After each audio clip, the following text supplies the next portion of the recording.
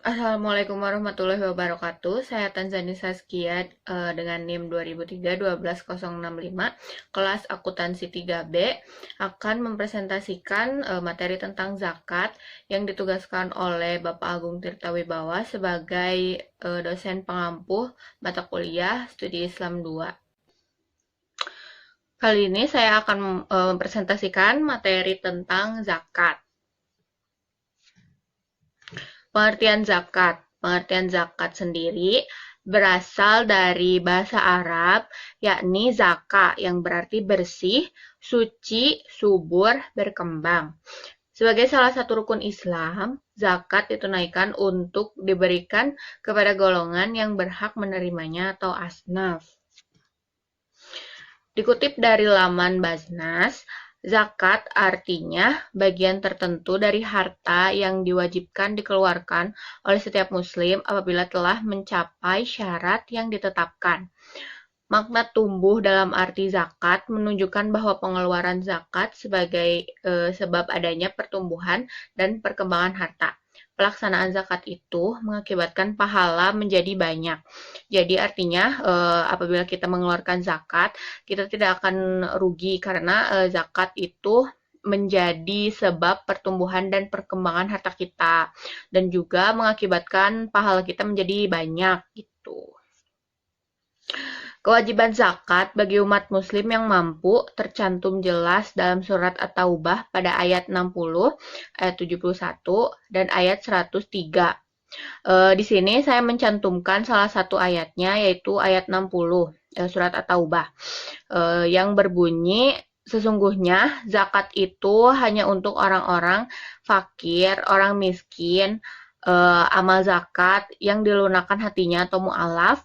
Terus untuk memerdekakan hamba sahaya, untuk membebaskan orang yang berhutang, untuk jalan Allah, dan untuk orang yang sedang dalam perjalanan atau musafir sebagai kewajiban dari Allah. Allah Maha Mengetahui, Maha Bijaksana. Selanjutnya, golongan yang berhak menerima zakat dalam Al-Quran ada 8. Antara lain, orang miskin, orang fakir, amil zakat atau yang mengolektifkan zakat, lalu mu'alaf, hamba sahaya atau budak, terus orang yang berhutang, sabilillah, dan ibnu sabil atau musafir. Syarat dikenakan zakat atas harta. Zakat dikeluarkan dari harta yang dimiliki. Jadi zakat ada yang wajib dikeluarkan, ada yang wajib mengeluarkan zakat, dan juga ada yang hartanya tidak wajib untuk dikeluarkan zakatnya. Syarat dikenakan zakat atas harta diantara lain hartanya merupakan barang halal dan diperoleh dengan cara yang halal. Terus harta tersebut dimiliki penuh oleh pemiliknya. Harta tersebut merupakan harta yang dapat berkembang. Harta tersebut mencapai nisab atau jenis hartanya, harta tersebut melewati haul. Pemilik harta tidak memiliki hutang jangka pendek yang harus dilunasi. Jenis zakat. Jenis zakat ada 2, yaitu zakat mal atau zakat harta, dan kemudian zakat fitrah. Yang pertama, saya akan menjelaskan zakat mal. Zakat mal atau mal zakat adalah zakat yang dikenakan atas segala jenis harta yang secara zat maupun substansi perolehannya tidak bertentangan dengan ketentuan agama Islam. Sebagai contohnya, zakat mal terdiri dari uang, emas, surat berharga, penghasilan profesi, dan sebagainya. Sementara untuk zakat mal dan perhitungannya adalah dengan mengalihkan 2,5% dan telah memenuhi syarat nisab. Zakat fitrah. Zakat fitrah berarti mensucikan harta, karena dalam setiap harta manusia ada sebagian harta hak orang lain. Zakat fitrah ini dibayarkan setahun sekali saat bulan Ramadan. Di Indonesia, pembayaran zakat fitrah biasanya dilakukan menjelang mendekati Hari Raya Idul Fitri.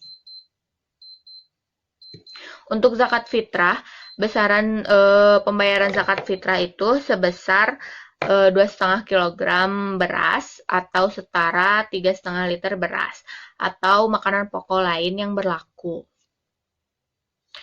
Dari tadi kan kita bahas ada nisab zakat. Nisab zakat itu apa sih? Jadi nisab zakat adalah batasan antara apakah kekayaan itu wajib dikeluarkan zakatnya atau tidak. Jika zakat yang dimiliki seseorang telah mencapai nisab, maka kekayaan tersebut wajib pajak. Kok wajib zakat? Jika belum mencapai nisab, maka tidak wajib zakat. Jadi ketentuan nisab itu ada beberapa. Jadi nisab zakat pertanian sama dengan 5 wasak atau 653 kg beras. Jadi kalau harta pertaniannya setara dengan 653 kilogram beras atau lebih, itu wajib mengeluarkan zakat. Nisab zakat emas 20 dinar atau setara dengan 85 gram. Jadi kalau misalnya hartanya atau emasnya mempunyai lebih dari 65 gram emas, jadi dia harus atau wajib untuk mengeluarkan zakatnya sebesar 2,5% karena kan emas, perak, terus hasil pertanian yang kayak gitu-gitu kan termasuk zakat mal ya. Terus yang selanjutnya nisab zakat perak 200 dirham. Jadi kalau misalnya peraknya udah sebesar 595 gram perak, itu tuh wajib mengeluarkan zakat. Lalu ada zakat perdagangan sebesar 20 dinar atau setara dengan 85 gram emas. Jadi sama kayak yang tadi emas, harus mengeluarkan zakatnya bila harta perdagangannya itu udah melebihi seharga 85 gram emas dan sebagainya. Di Indonesia, pemungutan dan pengelolaan zakat diatur dalam Undang-Undang Nomor 23 Tahun 2011 tentang pengelolaan zakat dan Peraturan Menteri Agama Nomor 31 Tahun 2019. Selanjutnya, mengapa di Indonesia masyarakatnya belum sadar zakat selain zakat fitrah? Menurut saya, karena zakat fitrah itu dikeluarkannya serentak dan dalam satu waktu, maka orang-orang juga jadi kayak tahu gitu loh kalau ada zakat fitrah gitu. Dan kan di rukun Islam tuh emang gak dicantumin kan zakatnya itu harus zakat fitrah. Jadi zakat doang. Jadi banyak masyarakat Indonesia yang masih kurang pendidikan, maksudnya pengetahuan agamanya. Jadi kayak menganggap kalau zakat ketentuan zakat yang ada di rukun Islam itu zakat fitrah doang. Padahal kan zakat itu kan tadi ada dua, ada zakat mal dan ada zakat fitrah. Jadi terus zakat mal juga gara-gara menurut logika saya kayaknya gara-gara kurangnya pengetahuan ya. Terus agak berat juga kalau misalnya kan jadi harta orang tuh berbeda-beda. Jadi kalau misalnya seseorang itu hartanya lebih dari segitu kan, lebih dari nisab zakat, itu kan si zakatnya jadi lebih besar. Jadi kan orang Indonesia kadang banyak yang rugi gitu untuk mengeluarkan zakat. Jadi itu kayak sama aja kayak kurangnya pengetahuan tentang agamanya gitu. Sekian presentasi dari saya. Maaf bila ada kesalahan. Assalamualaikum warahmatullahi wabarakatuh.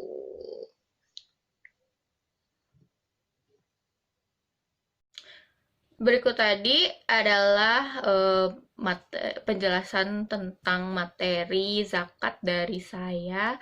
Semoga memenuhi kualifikasi nilai dari dosen saya, yaitu Bapak Agung Tirta Wibawa. Mohon maaf bila ada kesalahan kata. Wassalamualaikum warahmatullahi wabarakatuh.